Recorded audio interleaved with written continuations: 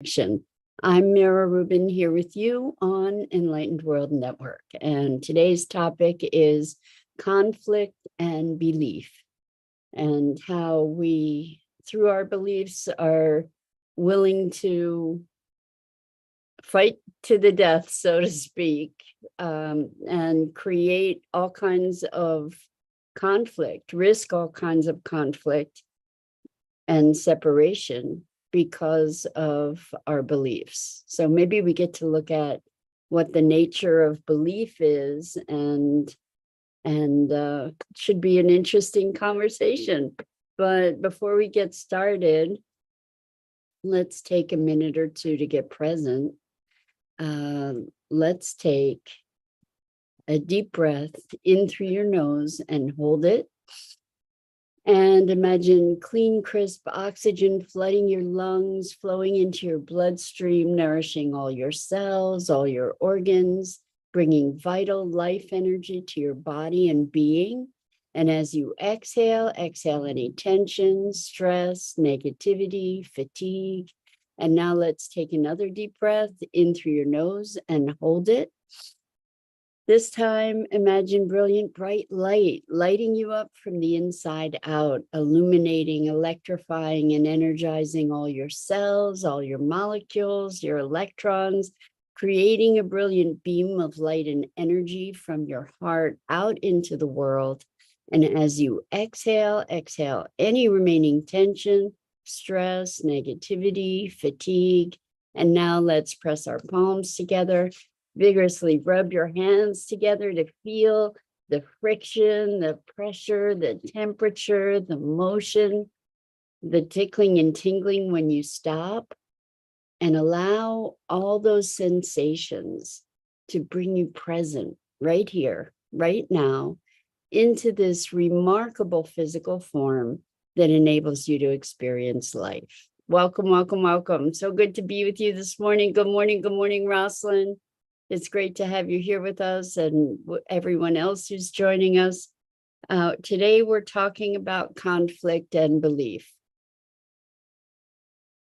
And maybe we get to look at the nature of belief and why we are so willing to defend it at all costs, at the cost of relationship, at the cost of life sometimes. It's a really interesting phenomena if we take a look at it. Like, what is belief? It's a construct, right? We have notions about what's real and what's not real. We have notions about reality that we have often inherited that have been unexamined because we have been indoctrinated to those beliefs as if they were the truth. So religious institutions are probably one of the primary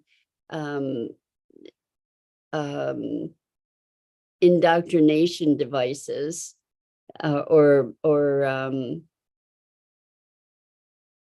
propagators, right? Because we're, from a very young age, many of us are indoctrinated into religion. We're taught how the universe operates. We're taught principles and practices and beliefs, and belief, delusion, illusion, all constructs, says Rosalind. Yes, so we're raised, when we're raised in religion, we are taught that that's how things are, right? And whether we're raised in religion or not, in our own households, we're taught how things are. We're taught what to believe. We're taught codes of conduct, right? And the thing is that we're taught these things from the very beginning of our lives in many ways. And then we gain this conviction that that's how it is and that's how things should be. And we're also taught that people oftentimes taught that people who don't believe what we believe are a threat. And I find it so fascinating. Actually, I think this may be coming from a conversation that I had with a dear friend, and I don't know if we even still have a friendship since that conversation, but it was fascinating. And it was like the tide turned in our relationship just like that. And I felt like I didn't know what hit me, where they were expressing a belief that they had. And I said, well, I tend to think this way. And bam, that was it. It was like they said, I prefer to talk with people who share my beliefs. And there have to be at least 15 different things that we believe differently. And then they ended the conversation. Good morning, Dido. Welcome. So good to have you here with us as always. Anyway, so I was gobsmacked. I was just like, what just happened? Because I said, I appreciate the exploration of different people's beliefs and different worldviews. And they were like, well, I prefer to talk to people that share my beliefs, and I don't find that exploration at all engaging. And I have to say, I was shocked, because even in whatever the difference is in our belief, we're still kind of all on this side of things, so to speak. Like there's more, to me, there's more similarities than differences. And I just found it shocking. And when we look at the strife in the world, we can orient ourselves to the origin for so much of the strife in beliefs that we are defending or that we are trying to propagate. Whether it's beliefs about our rights to our bodies, and our choices, our political choices, our personal choices, or if it's beliefs about our right to acquire things that belong to others, or like this acquisition kind of mentality. There are all kinds of wild beliefs that, if we could cultivate a listening, like a true intention to connect and communicate, perhaps we might be able to transcend the differences of our beliefs. Maybe we could look for sameness or similarity or complementarity. And also, maybe we could start to recognize that our beliefs are constructs. So what makes us hold so tightly to the righteousness that we often have about our beliefs? Like, we'd rather be right than be connected, or we'd rather be right than be alive in some cases. I think it's worth looking at. I think it's really fascinating. And certainly there are some beliefs that we have that are so deeply held that they hold us. And I'm not saying that we should be discarding our beliefs, but maybe there's a way to recognize that they are constructs, and that there may be ways to communicate through those constructs, beyond those constructs, in a way that we can find some kind of communion with one another. Like even the polarities, for instance, pro-life and pro-choice. If we could find a way, there are mutual values that are shared, even though the foundational like implementation of those values may be very different. My thinking is that there are foundational values that are shared. And if we could find that, if we could find a way to civil discourse, if we could find a way to be operating from our connection rather than our difference, it would be a very different world. So why is it that we hold so tenaciously to these beliefs, these constructs that we have been raised with, or that most often we've been indoctrinated with, and they're not even beliefs that we challenge or question? And my guess is, hypothesizing that we tend to identify with our beliefs. We tend to believe that our beliefs are who we are. And I'm speculating that it is our beliefs that give us some sense of organization of the world, make the world a little less frightening, a little less unknown, if we can impose these structures upon the world and allow ourselves to believe that we have some understanding of how things operate. And it gives us perhaps a greater sense of safety and control, even if it's manufactured, right? And we don't recognize it as manufactured. We recognize it as that's how it is. That's the truth. So maybe underlying this deep, deep, deep conviction and attachment around belief is trying to quell our fears of the unknown and the unpredictable. I'm thinking that may have a lot to do with the ferocity with which we will defend our beliefs, and religion particularly presents itself as truth, not beliefs, but truth. This is how it is.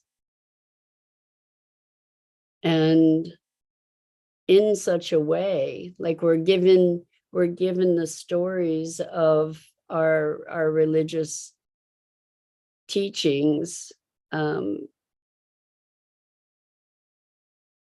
a way that we fail to question them, and or contextualize them, that they then, these beliefs, the structure of belief then becomes the lens through which we experience the world.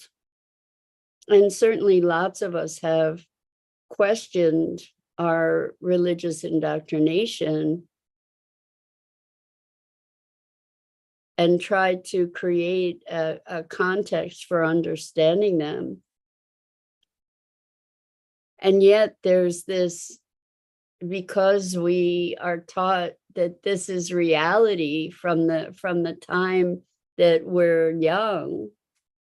And religion's just an easy thing to cite here. It's not just religion. I mean, there's all kinds of cultural indoctrination and familial indoctrination, and the beliefs of the family are passed down generationally. And it's just, religion is an easy thing to be looking at, to maybe identify and recognize some of this this patterning, because then we use that foundation for defending or justifying or guiding so much of our behavior. I'm not saying it's all bad in any way. I'm just saying, look at how these beliefs become so deeply entrenched that we're willing to fight each other, verbally, physically, mortally, often, to defend these beliefs. And it's like such a crazy wheel if we step back from it and recognize that you have your beliefs, I have my beliefs. They may be in direct opposition, like they may be directly opposite of each other, and rather than looking more deeply to find out what kind of common truth might be underlying, instead we fight to defend the constructs that we're living within. It's like this mass hypnosis. Rosalind says, I agree, cultural or habits, predictability is a survival mechanism, avoid chaos and fear. Exactly. Thank you, Rosalind. So we're trying, it's kind of ironic because we're trying to avoid chaos and fear. We're trying to have a sense of an ordered universe that we can comprehend. And then we make up all these stories about how that exists, or we take in as our own stories about how all that exists. And, particularly I'm thinking about the Garden of Eden and original sin, and how in the Western culture, we're indoctrinated that into this notion of sin and damnation and condemnation, that there is a foundational flaw to our being for which we need to forever seek redemption. What a way to start a life. What a way to live life into that notion of I've already lost before I've started. I've already been condemned before I've even begun.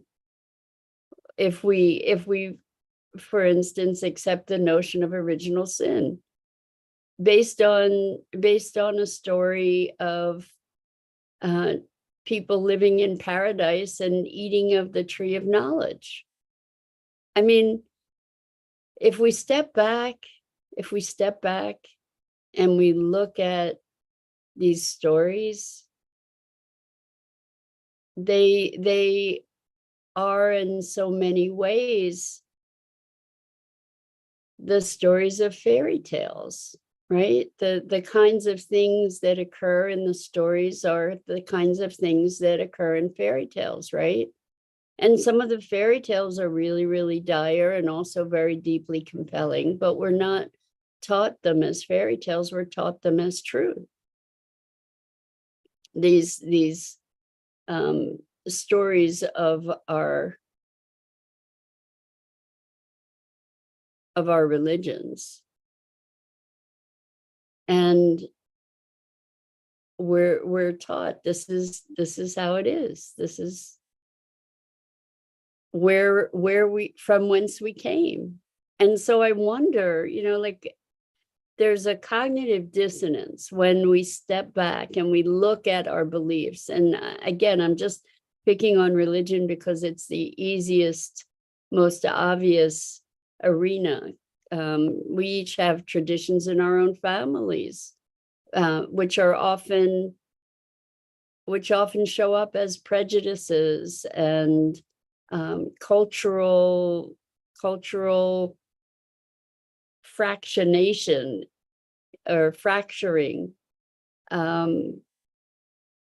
between groups, right? We have this notion of otherness and othering, and that's what we're conditioned to by looking at difference, right? And if we can look at our commonality, what might that breed in terms of our capacity for connection and communication? If we look for what we can share together, then we can begin to build bridges rather than looking at what's different. And I can't talk to you because you and I just don't, we're not on the same page. And I can't say I haven't been a perpetrator of that attitude too. You know, there have been times where it's just like, well, I'm just not going to talk to you about that. Or people will just, I'm not going to talk to you about that.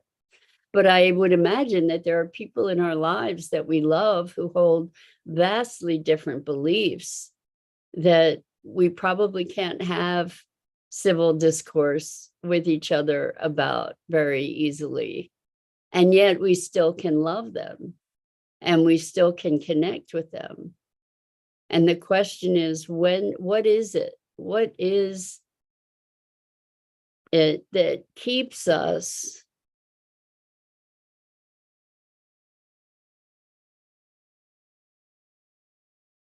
in this place of righteous indignation and separation? Because as we can, I mean, the world, it's such an interesting time right now. There's this it feels to me like there's this accelerated rise of lightness and darkness all at the same time. And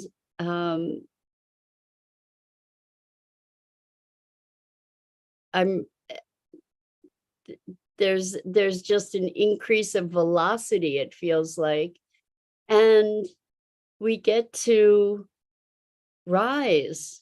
This is a call to rise, not to fall deeper into the depths of those conflicts, but to find a way to rise and raise the frequency on the planet. Rosalind says, seeker of truth, as if there is a place once you get there, no more to look at, rather to feel like the journey will be ongoing. Exactly. Oh, I love it, Rosalind. Thank you. Yes. So what if instead of life is about finding the answers, life is about being in the question? Life is being in the discovery, and that discovery is expanding and growing and becoming richer. To rather than the answer is, how about the question is, to be in that inquiry and to recognize that truths change. And I'm going to say the truth that humans are connected to typically is the truth with the lowercase t. I mean, when I say truths change, look at history. Look at how history itself is changing as we recognize how myopic it's been in certain areas, you know, that history is written by the victors. And now we're going back and we're looking at, oh my gosh, there were these massive omissions and incredible stilting of the quote unquote facts. And Rosalind says different levels of truth. And yes, they change. So absolutely. I mean, we can look at our perspective on the life on the planet and how it was just a machine. And now more and more we're coming to the notion that there is a binding consciousness, there is an intelligence connecting all things, that there's a magnificent interconnectedness of life that that has its own intelligence and cycles and systems of interaction and interplay that is way beyond our current conceptualization of the way the universe works, or the way that life even works, or the way that humans really work. Where our awareness and our consciousness is shifting, and along with that shifting, the truth, or our experience or awareness of the truth, is also shifting. And when we look at the fundamental systems that we've been prey to, so many of them are based in perpetuating separation, whether it's separation of humanity from nature, or separation of certain factions of human beings from others, and it goes on and on. And when we give ourselves the latitude, when we have the courage to question our beliefs and to recognize that they are malleable, that they are mutable, that they are not the truth, what we do is we open the doors and windows to possibility and to a different level of experience and awareness that eludes us when we have this grasping and clinging to our righteous beliefs. When we can recognize that beliefs are a vehicle through which we interpret the world, and that they're a tool rather than a truth with a capital T, perhaps we can then find our way into communication and understanding and experience that actually comes closer to the essence of life. That if we peel away these beliefs, peel away our attachment anyway to the beliefs, then we leave more space to have a more direct experience of life itself. So, fun talk, huh? That's it for today. I'm Mira Rubin. This is the Core Connection, and I go live here each weekday morning at 9 a.m. Eastern on the Enlightened World Network Facebook page and YouTube channel. And I invite you to check out the other awesome programming on Enlightened World Network and Enlightened World Living. And I just, again, want to thank you and express my gratitude for the opportunity to be sharing these thoughts, musings, explorations, confusions, all of it together so that we can expand our experience and expression of life together. So until next time.